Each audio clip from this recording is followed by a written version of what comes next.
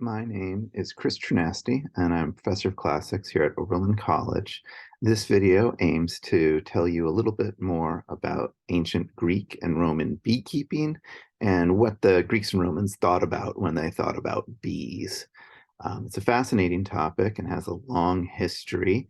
We have archaeological evidence of Greek beehives stretching all the way back in Crete to around 1200 BCE. Greek beehives were primarily made of terracotta, and we see some examples over here on the left part of your screen. These have survived, and so it's wonderful to see both where they are located and then how they would have been affixed into different walls, kind of like these here on the right-hand side. Many are found in Attica on Mount Hymettus, which was famous for its honey in antiquity. They're found in other places in the Greek world as well. What they would have are these long terracotta jars. They would have these additional rings that you could add to them, and then a lid that was affixed in a way much like this.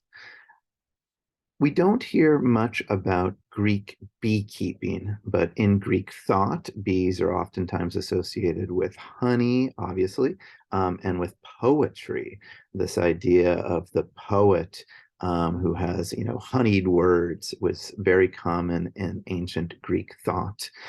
We have a lot more evidence about beekeeping itself from Roman writers.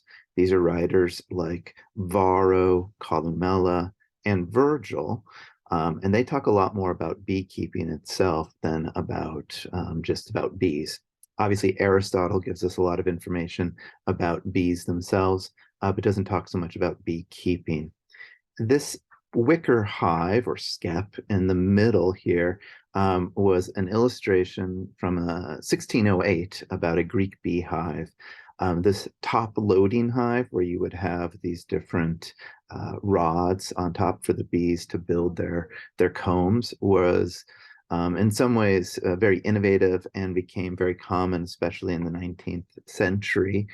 To have a wicker hive like this would be much more the case in ancient Rome, where we hear about wicker or wooden hives. Those hives might be a little bit lighter so that they could be moved. We do hear about moving beehives in order to increase the yields. Some examples of Roman writers on beekeeping, like I said, include Varro and his On Agriculture and Columella. Varro gives us some information about an apiary. So he says apiaries should, if at all possible, be near the farmhouse where there are no reverberating echoes. The idea that loud sounds would scare the bees and that bees did not like them. The climate should be moderate, not overly hot in summer and with some sunshine in winter. The hive should definitely face the winter sunrise and be near areas with a ready food supply and clean water. If food does not grow there naturally, the apiarist should sow the particular types of crops that bees sniff out: rose, thyme, balm, poppy, bean, and particularly clover, which is very good for them when they're not strong.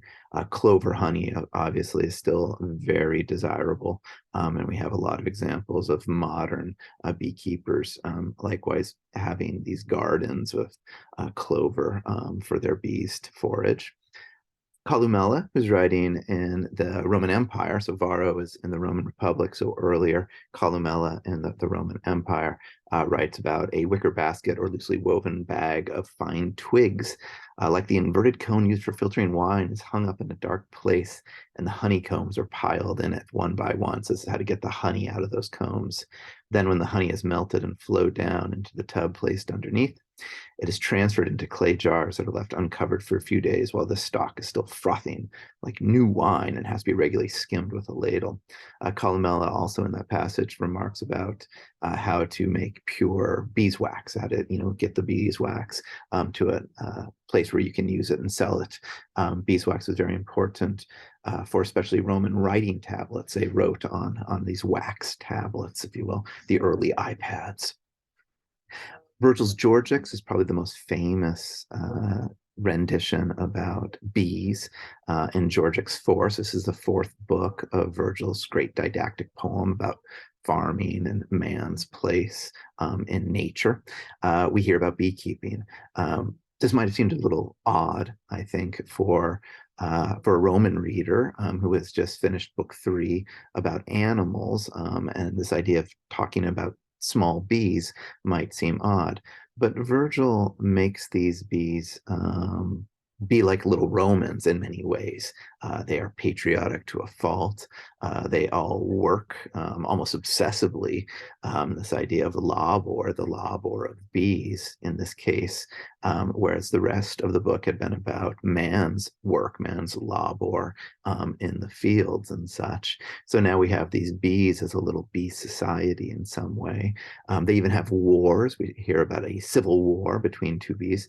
This would have been very resonant in Rome when Virgil was writing the Georgics, which was in 29 BCE, because there'd just been a civil war between Antony and Octavian, and the rival bee, the bad bee, sure sounds a lot like Antony, if you will, and his followers.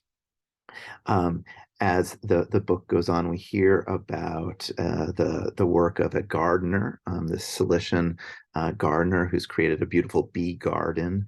And in that particular moment, Virgil says, "If I had time, I would write basically another book all about gardening, but I don't. I have to hurry on, if you will, to write my epic poem, which will be the Aeneid."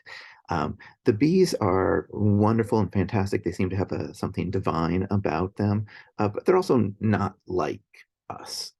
So they reproduce, according to Virgil, without sex. There's no love in this bee society. In some sense, there's no art either. We again, from the Greek sources, have a lot of examples of the way that honey and bees were always related to poetry. We do not hear about this at all in Virgil's Georgics 4. What we have instead at the very end of the poem is a moment in which this culture hero, a guy named Aristeus, loses his bees and has to basically try to recover them. It turns out that Aristeus has actually been problematic in the relationship between Orpheus and Eurydice. He's in some sense caused Eurydice's death.